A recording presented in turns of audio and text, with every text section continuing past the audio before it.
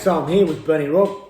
Good to see you, mate. Good to finally meet you, mate. And it's good to have a chat here. Just a bit of a catch up and a bit of a debrief on at least the first 5 months of the program. So, mate, tell us a bit about what was life like before we started working together. Oh, look, I've always tried to train on my own, but I just discipline-wise wasn't fantastic. I was putting a fair bit of weight on, and I just know just as you get older, you want to be a bit fitter, and you obviously want to extend your life. That's the key. So, I had to do something about it, or it was just going to end up. What was it? What was the tipping point, mate? What was the moment? Look, I just hit 112, and I wasn't feeling good. I was starting to get. I could see that I was going to get bigger and unfitter, and I wasn't doing what I should do, discipline-wise, and so I realised I had to change something. Yeah. And then I don't know, Rob, I don't know how I came across you actually, but it just hit a tune with me, the whole program. So. What results have you got since we've been? Yeah. Look, I'm the lightest. In reality, I'm the lightest I've been since I left school. I think I just feel good in myself. So it's a mental thing as well as a physical. And my wife and my kids are all fitness. Well, healthy people, and I've been dragging the chain a bit, but no, I feel a lot better. And people saying you've lost a lot of weight, but it's more. I just feel better within myself. So that's been the big. And what did you find was what's given you the most, the most joy or most surprise through this process? Look, learning how to fast. I've never done that before. That was fasting. I've done training in regards to weights and things like that, but just getting consistent with it, being consistent and disciplined and combining with that, fasting was a real difference, I found. Fasting has just changed the way I think with food. I used to just eat shit all the time, and now I'm thinking about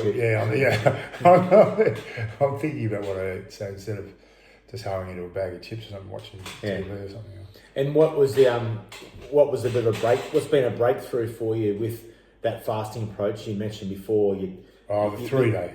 Yeah, that was a big one. I had trouble doing that, and then finally I did it, and that was a real big one for me mentally as well as physically. You lose the weight, but just getting through it. Why do you think you'd fall short of that in a previous attempt? I think I was just I know it just depended on what. I think it was just weakness for me. I found it was just mentally weakness. Yeah. It's good to hear you admit it, mate. Even a big bloke like you, mate. and I thought, finally I got through that third day. That was the big. Yeah. Well, you've gone through some tough things in life physically before. I mean, what are some tough things you've gone through physically before? Well, I had a quadruple bypass about 17 years ago. I was in my 40s, and I've just recently had another heart issue, which I'm having stents for. So that was another catalyst that got me really changing a lot of things what I've been doing. I'm actually going in for another stent. This will be the final one this week, so I'll be bloody stented up, and there won't be any blockages. But you'd be squared away as far as your health goes. You go in, indicators of any high blood pressure or anything that's seemingly high should be really on the healthiest side of scale, on the normal scale. My cholesterol's right down. Combined with food and the drugs I gave us, I just I'm just finding that I'm just getting a little bit more energy. I was not as tired as I was previously. So I think being healthier is a big catalyst, a big thing for that too. So why is that important?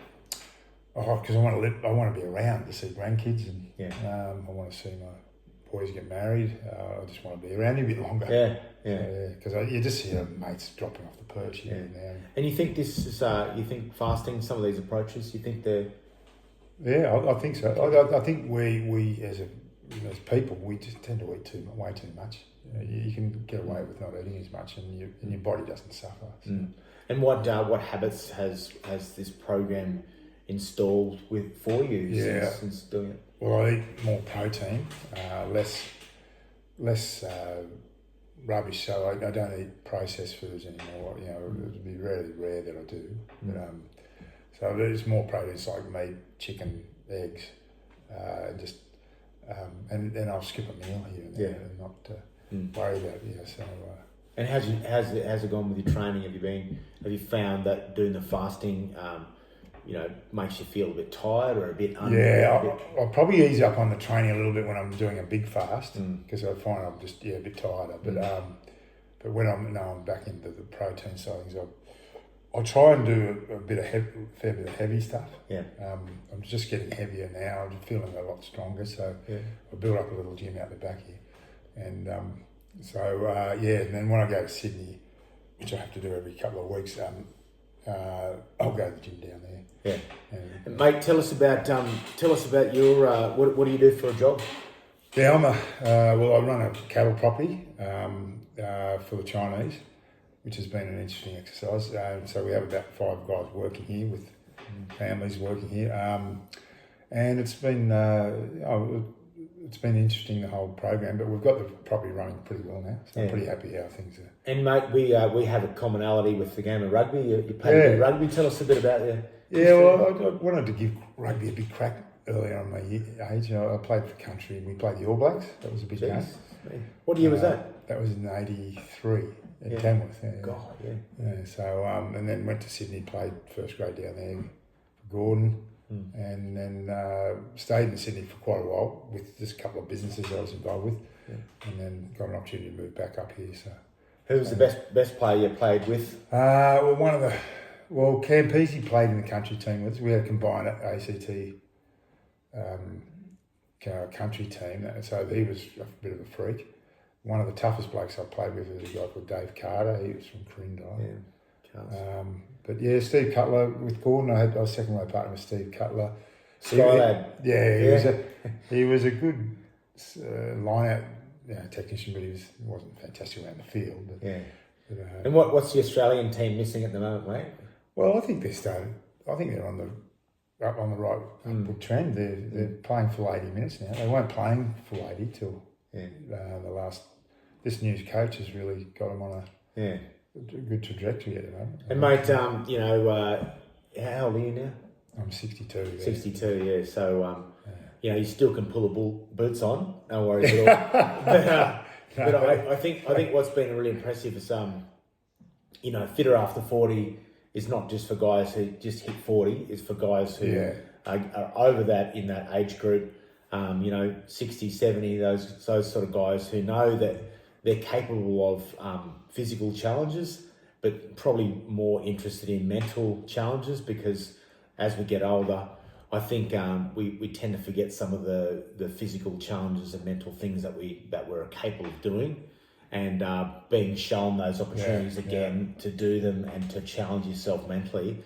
All it takes is a bit of a scare, but then being aware of what you can lose is important to recognise. And mate, you've done a great job being up here on a property.